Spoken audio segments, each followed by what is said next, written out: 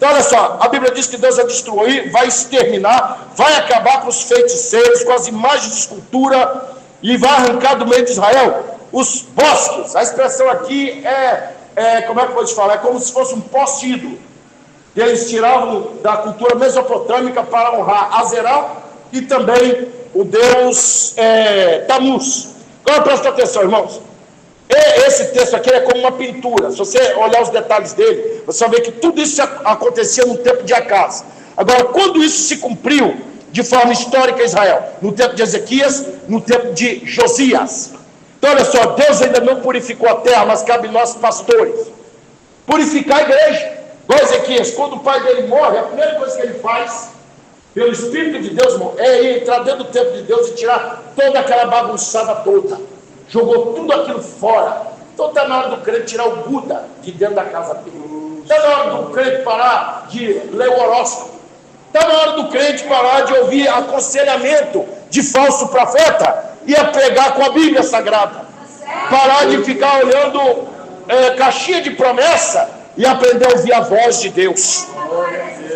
E aí, irmão, para finalizar no verso 15: e com ira e com furor farei, verbo futuro, vingança sobre as nações que não me ouvem, verbo presente. As nações que hoje não ouvem têm um destino para destruição, e são elas que a casa está ouvindo, porque está vendo a prosperidade e a vitória deles. É como o crente hoje, está vendo o ímpio crescer.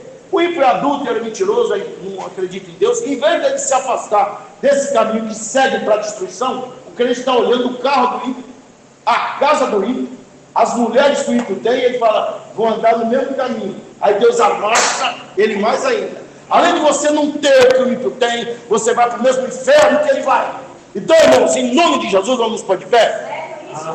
Esse capítulo 5 não foi pregado à toa.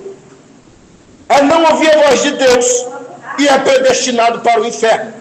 Essas pessoas não são eleitos de Deus, irmão, como Acaz não foi. Se você abrir o capítulo 7 de Isaías, você vai ver que Deus deu livramento a Acaz de reis que vieram tentar atacar ele.